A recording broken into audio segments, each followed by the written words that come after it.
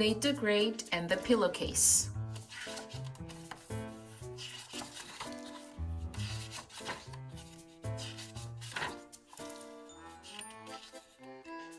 I, Nate the Great, am a sleepy detective. My dog Sludge is a sleepy dog. We have just finished the sleepy case. It started a few hours ago. It was 2 o'clock in the morning. I was not busy. I was sleeping. Sludge was sleeping. Suddenly, the telephone rang. It woke us up. Who could be calling me in the middle of the night? Hello, I yawned. It was Rosamond. A pillowcase is missing, she said. Can you help me find it? No, I said, and I hung up. The telephone rang again. I answered it. Sleep on another pillowcase, I said. It's not my pillowcase, Rosamond said.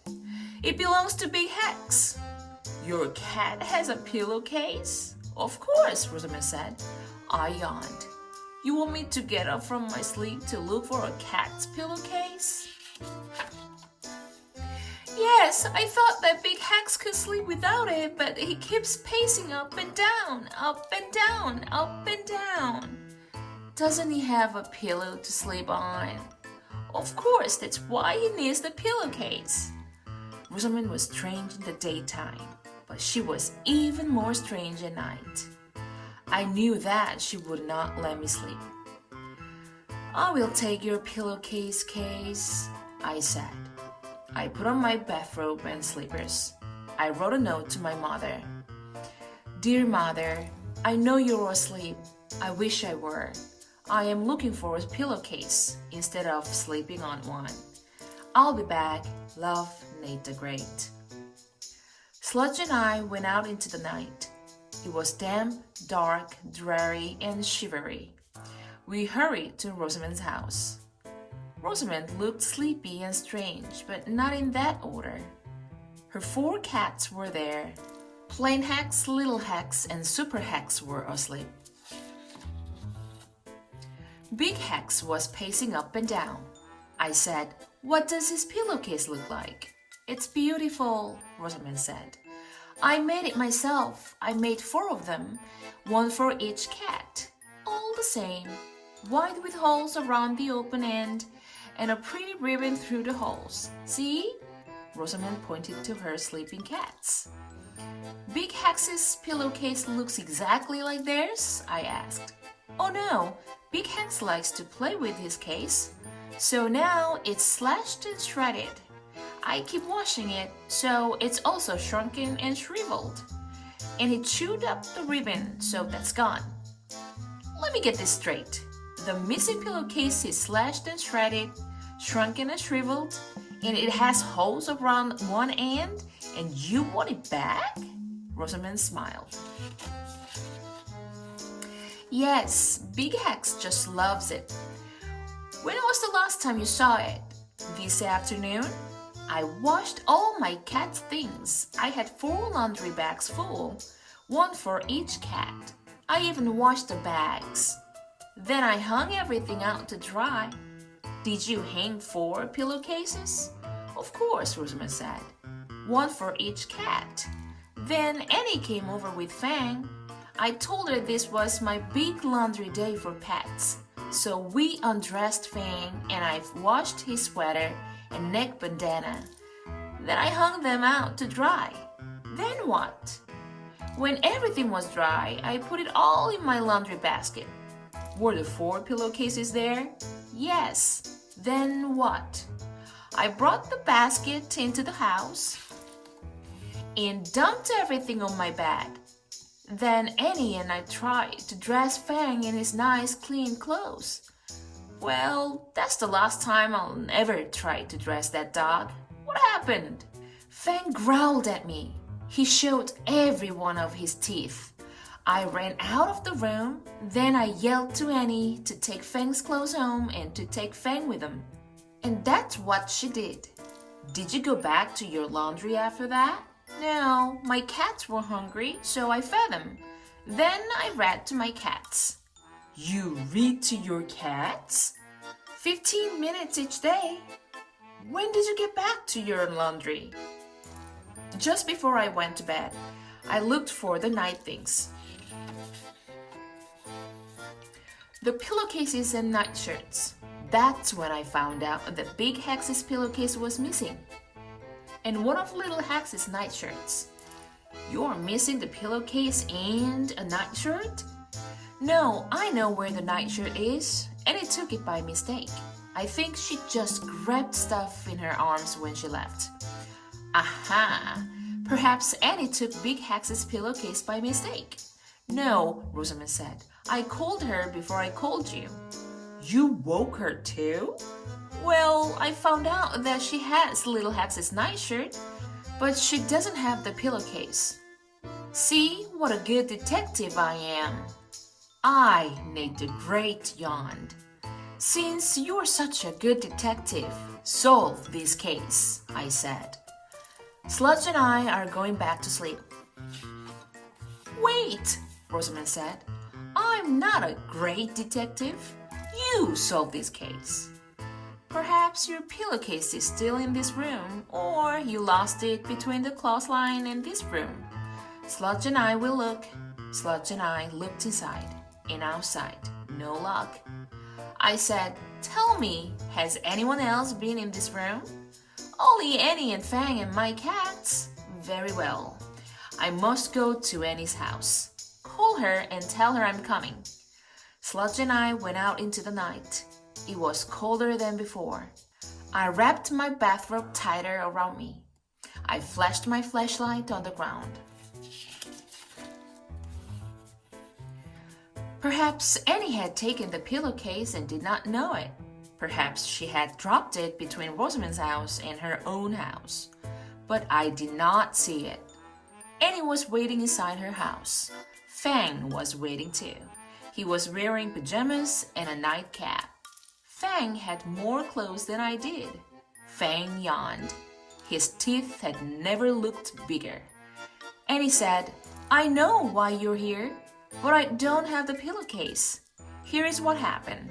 Fang and I went over to Rosamond's house.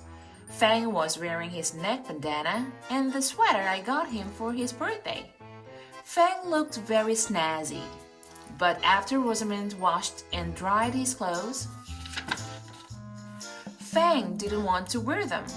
He growled at Rosamond. She ran out of the room. I stuffed Fang's clothes into a laundry bag and we left fast. Aha, I said. You were in a hurry. Yes, I even took Little Hex's nightshirt by mistake. I found it when Rosamond called me up. I looked in Rosamond's laundry bag. I saw Fang's sweater and bandana and Little Hex's nightshirt. Tomorrow, I'm going to give back the nightshirt and the laundry bag. Could you also have grabbed Big Hex's pillowcase by mistake? Annie shrugged. I don't know, but it's not in the laundry bag now. Did you stop anywhere on the way home? Yes, at Uncle Nat's day and night diner to get some bones for Fang. They saved him some of their leftovers. Aha! Something could have dropped out of the laundry bag at the diner, or between Rosamond's house and the diner, or between the diner and your house. What streets did you take to in from the diner? I went the shortest way. Fang led me. All the dogs know the shortest way. Sludge wagged his tail. I liked the diner. I thanked Annie for her help. Then Sludge and I walked out into the night. It seemed colder and darker. To the diner, I said to Sludge. Sludge led the way. I flashed my flashlight. I did not see the pillowcase. Sludge and I went inside. The man behind the counter looked down at Sludge. He said, Every dog in town must have been in here today. But lucky you, I have a big bone left. Sludge was a happy dog. I saw pancakes on the menu.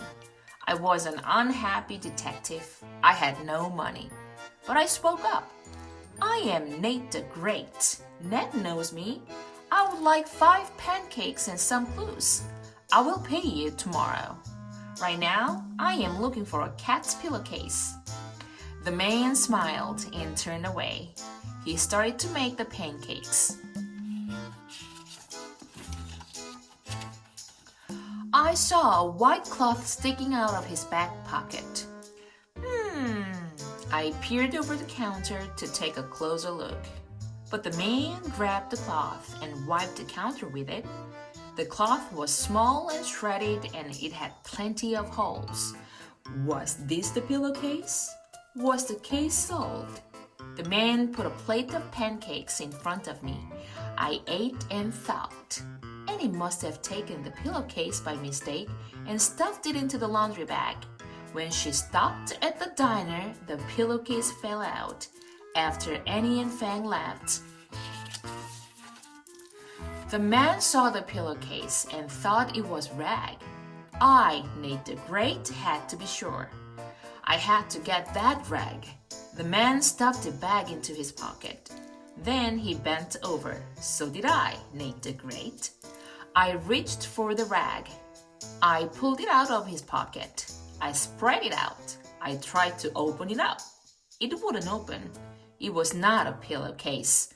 It was just a rag. I stuffed it back into the man's pocket. It was time to leave, but Sludge had not finished his bone. "Do you have a doggy bag?" I asked. The man handed me a bag. I put the bone in the bag. "You can finish your bone at home," I said to Sludge. Sludge and I went out into the night. "Now we must walk the streets between the diner and Rosamond's house," I said. "Lead the way." Sludge and I walked and walked. I did not see the pillowcase. I saw newspapers being delivered. I heard the clinking of milk bottles. I saw the sun coming up. The moon is going down and the sun is coming up, and I still have not solved this case, I said. Sludge was sniffing the doggy bag. Suddenly, he put his teeth into it. Crunch! He ripped the bag and grabbed the bone. Was Sludge hungry, or was he trying to tell me something? Where was the pillowcase? We could not find it at Rosamond's house. It was not in the laundry bag that Annie took home. We could not find it on the streets or in the diner. Perhaps there was something Rosamond and Annie had not told me. But they had told me the same story about what had happened at Rosamond's house. Except for one small thing. Suddenly, I knew that Rosamond and Annie had both been wrong. "Come," I said to Sludge. Sludge and I rushed back to Annie's house. It was hard to do. My best slippers were wearing out. Annie was still awake. I was glad about that. Fang was fast asleep. I was glad about that too. "I, Nate the Great, know where the pillowcase is," I said. "You have it." "No, I don't," Annie said. "It is not in the laundry bag." "I, Nate the Great, say that is because it is the laundry bag. You were in a hurry when you left Rosamond's house. You grabbed what you thought was a laundry bag." "Well, it looked like one," Annie said. "It was open on one end and it had holes around the end, except the rope was missing from the holes." "The holes were for a ribbon," I said. "But that does not matter. Please show it to me." Annie ran out of the room. She came back holding up something white, slashed, shredded, shrunken, and shriveled, and full of holes at one end. "That is Big Hex's pillowcase," I said. "I was so busy thinking about the things you carried from Rosamond's house that I did not think about what you carried them in." When Sludge went after his bone inside a bag tonight, he only cared about the bone, not what the bone was in. Sludge and I were thinking alike. Sludge wagged his tail. "We were thinking wrong," Sludge slunk. "But how did you know that the laundry bag wasn't really a laundry bag?" Annie asked. I, Nate the Great, smiled. Rosamond thought you took the laundry in your arms, but you told me that you took it in a laundry bag. So why wasn't Rosamond missing a laundry bag? Because you never took one. Annie was staring at the pillowcase. Big Hack sleeps on this? She said. It's ugly. Annie tossed the pillowcase to me. My Fang would never sleep on anything so ugly. Fang heard his name. He woke up. He sniffed the ripped doggy bag. Pleasant dreams, I said. Sludge and I walked to Rosamond's house. Slowly. I now had holes on the bottoms of both sleepers. This case is over, I said to Sludge. Now Big Hex can go to sleep. You can go to sleep. I can go to sleep. I rang Rosamond's doorbell. I waited. I rang it again. I waited. At last the door opened. Rosamond was standing there, yawning. You woke me up, she said. I, Nate the Great, have solved your case. I held up the pillowcase. Annie took this by mistake. She thought it was a laundry bag. Rosamond wrapped the pillowcase. Thanks. Big Hex will get a good night's sleep tomorrow night. What about now? Oh, he got tired of pacing. He's been sleeping since you left the house. Nighty-night, Nate. Rosamond slammed the door. I, Nate the Great, was mad. But I was glad that the case was over. Sludge and I went home. We went to bed. It felt good. The telephone rang. I, Nate the Great, answered it. I knew exactly what to say. Wrong number.